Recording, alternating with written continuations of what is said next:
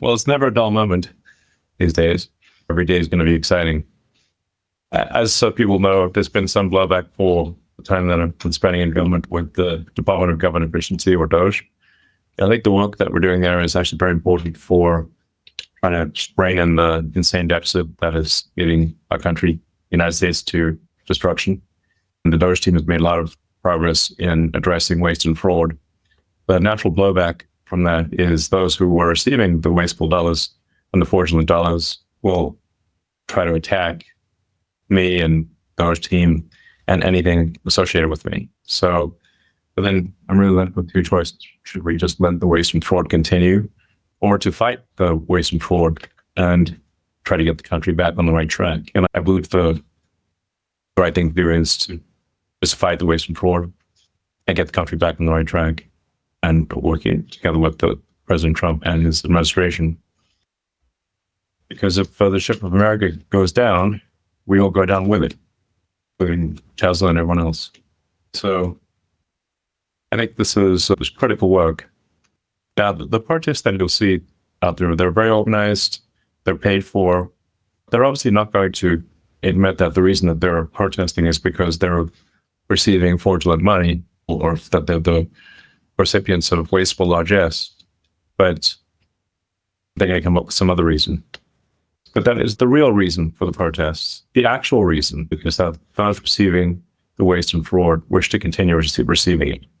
That is the real thing that's going on here, obviously.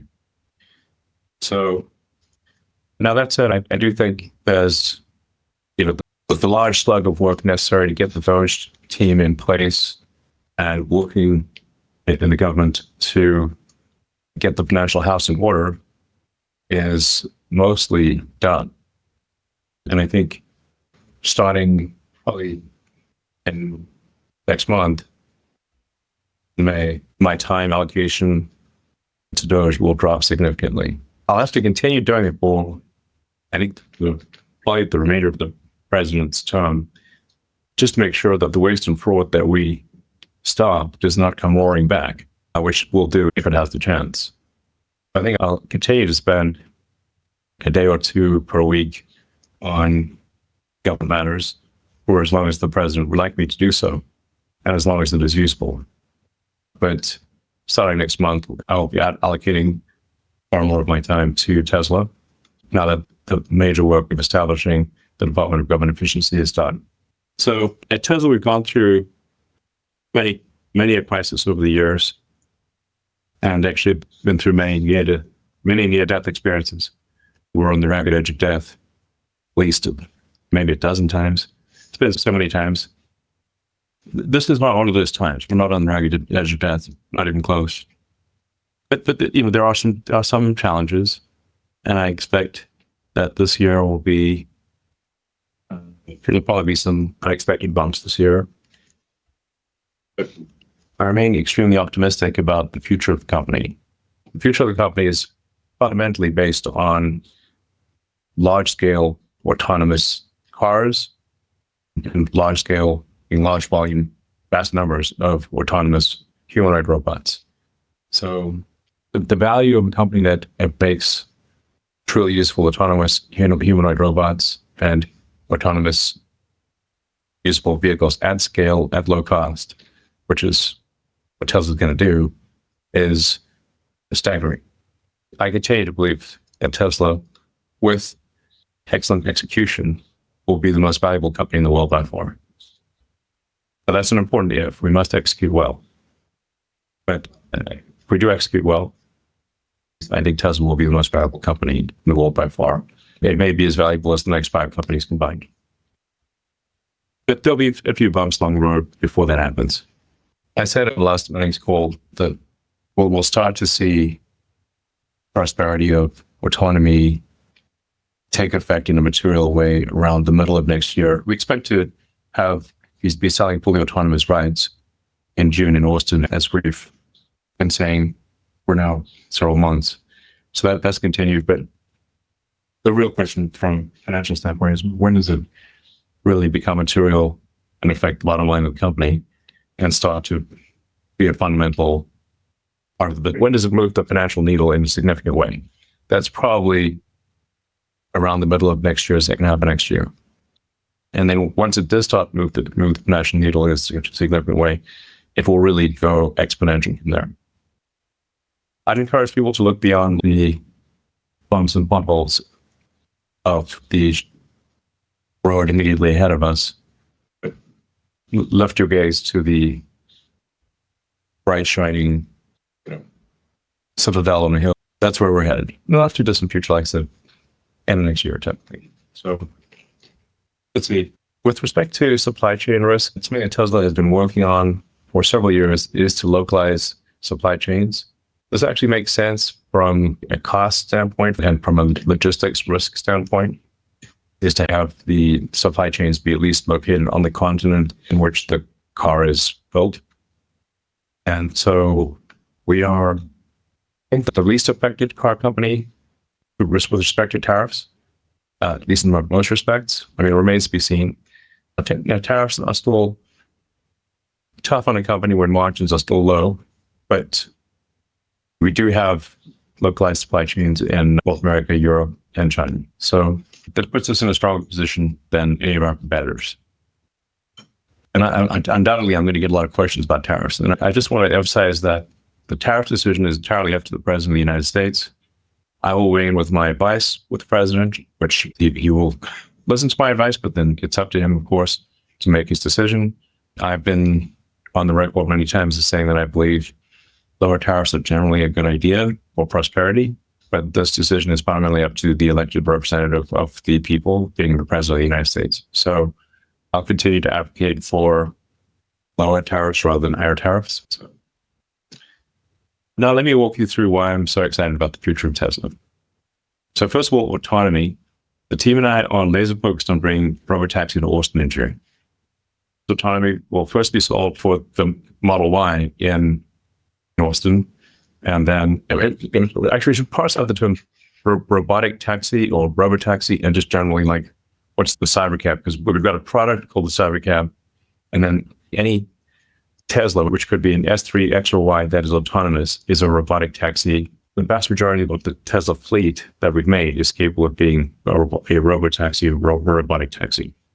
And as we get going from, once we can make the system work where you can have paid rides fully autonomously with no one in the car in one city, that is a very scalable thing for us to go broadly within whatever jurisdiction allows us to operate. So because what we're solving for is a general solution to autonomy, not a city-specific solution for autonomy, once we make it work in a few cities, we can basically make it work in all cities in that legal jurisdiction. So once we can make it basically work in a few cities in America, we can make it work anywhere in America. Once we can make it work in a few cities in China, we can make it work anywhere in China, likewise in Europe, limited only by regulatory approvals. So this is the advantage of having a generalized solution using artificial intelligence and an AI chip that Tesla designed specifically for this purpose, as opposed to very expensive sensors and high precision maps of a particular neighborhood where that neighborhood may change or often changes, and then that cost stops working. So we're a general solution instead of a specific solution. With regard to Optimus, making good progress in Optimus. We expect to have thousands of Optimus robots working in Tesla factories by the end of this year during this one. And we expect to scale Optimus up faster than any product, I think, in history to get to millions of units per year as soon as possible. I think I feel confident in getting to 1 million units per year in less than 5 years, maybe 4 years.